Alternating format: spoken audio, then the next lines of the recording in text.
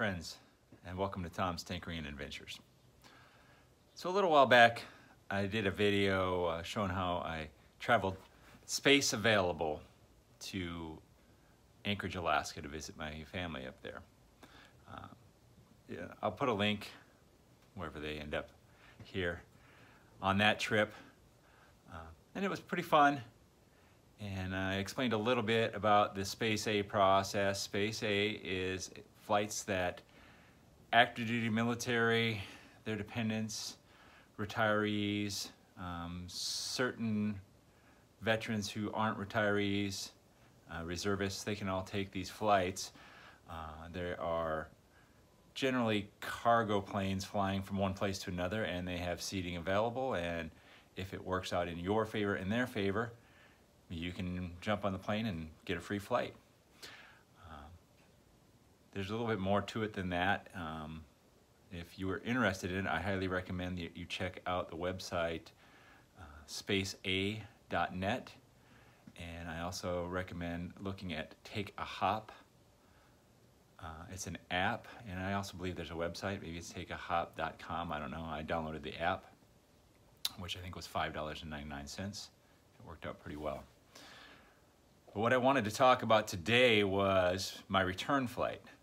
My flight up there was pretty simple, and I traveled up there, of course, to visit my family, but my daughter was getting promoted to Staff Sergeant in the United States Air Force. Congratulations to my daughter. Love you very much, very proud of you. And I was very blessed to be able to be there for that promotion ceremony. Now, I did not really have a return date in mind. It didn't bother me if I had to stay up there a little bit longer than, after the ceremony, whatever, not a big deal, obviously.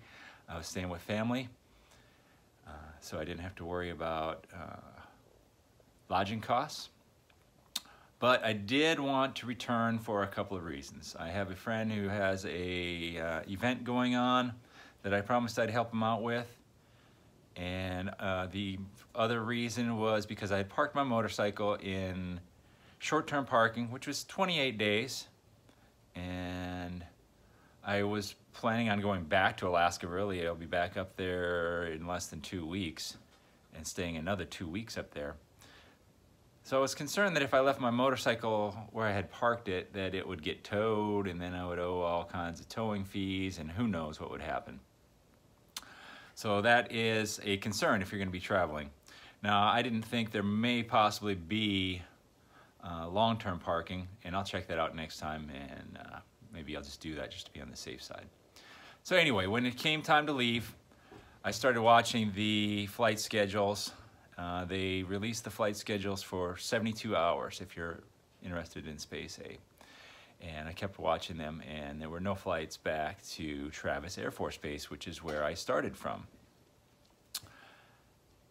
I did see that a flight was coming up going to San Diego, so I decided to just get back home. I registered for the flight, and I got on board. And here I'll show you a couple clips of the flight, just a little look at what was on the aircraft. I left from Elmendorf on a C-17 cargo plane, and I flew to NAS North Island, and it was a very good flight.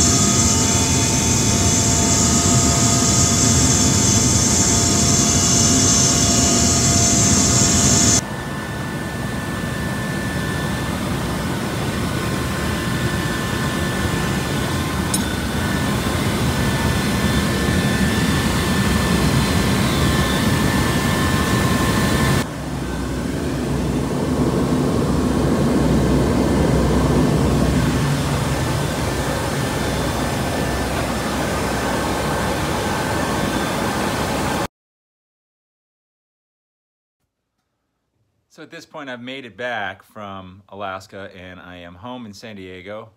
My lovely trophy wife picked me up from the Navy base and I started deciding on how I was going to retrieve my vehicle, which was 500 miles away.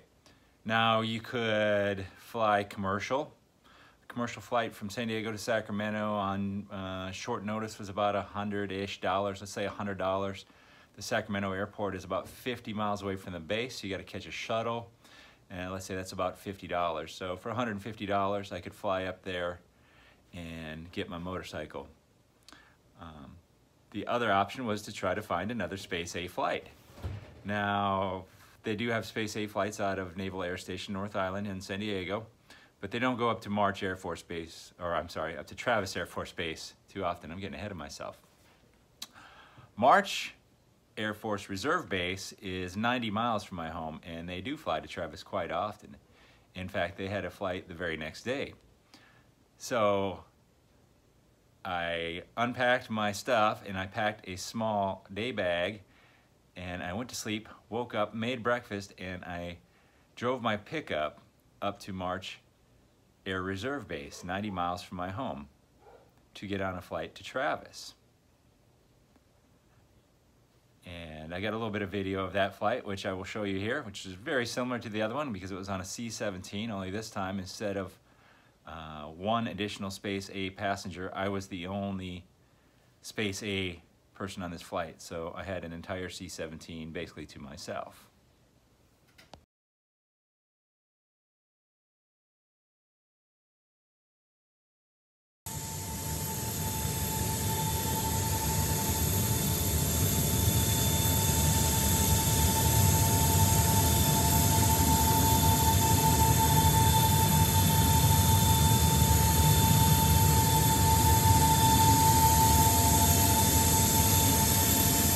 Just me, just one.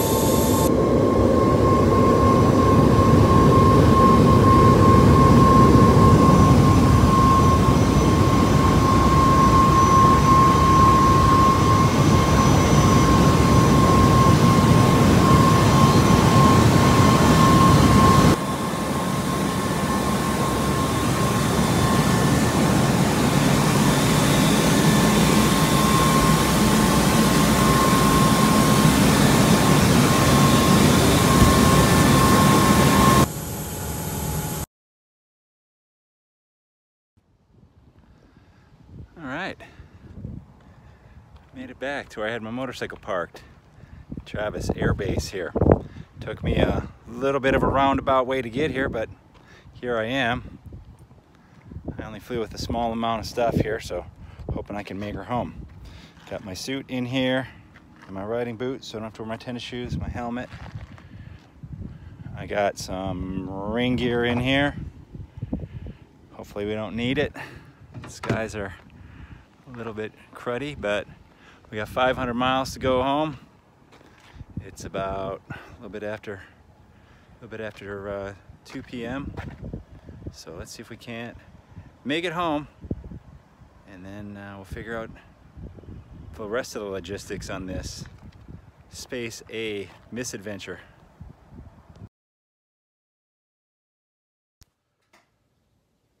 So I got to Travis, got on my motorcycle, as you can see, rode back to San Diego.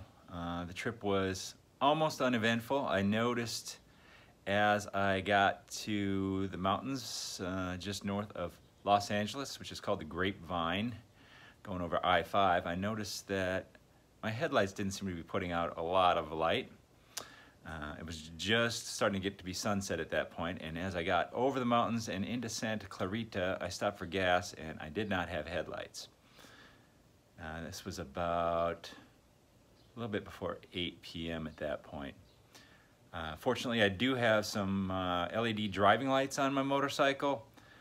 I positioned those a little bit lower so that they wouldn't blind people, and I just drove home with the driving lights and made it home just a little bit after 10 o'clock. I made very good time, a little bit over 8 hours for 520-ish miles, right about that.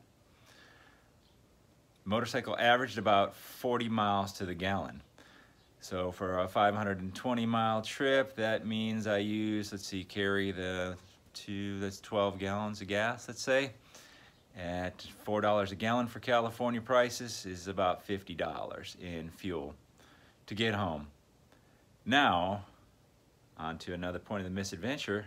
I had to get up to March, so I got one vehicle back and I got another vehicle stuck at March. So my pickup is sitting at March Air Reserve Base at this time right now. The other day I helped a friend fix a leaking pipe on their house, did a little bit of plumbing, and I'm going to be getting a ride up to March to pick up my pickup. So including that trip, which is let's say 200 miles round trip for the truck, which doesn't get nearly as good a mileage, 15 miles to the gallon, so let's say another 8-ish gallons of gas. You know, that's another $30. So I got about $130 in fuel just to do this trip, plus the time. Now, for me, I enjoy it.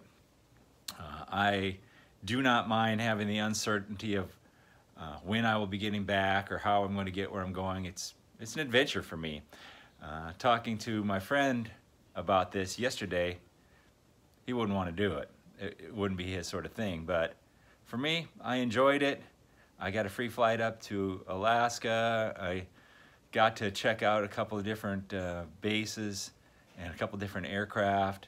So for me, it was enjoyable. I could see it turning on someone pretty quickly, especially if you had to be somewhere on a specific date or time. Having to buy a one-way ticket back from somewhere could probably be almost as expensive as buying a round-trip ticket if you planned ahead a little bit. So if you're willing to take the risk and you like adventure and traveling a little bit like this doesn't bother you, then by all means, give Space A try. And if you enjoy watching me, then awesome. I had fun with it, so I am definitely going to give this a shot again whenever I can. If you're digging my videos, hit that subscribe button, give me a thumbs up, leave a comment down below, and have a great day. Thank you very much for watching. Get out there and find your adventure. Adios.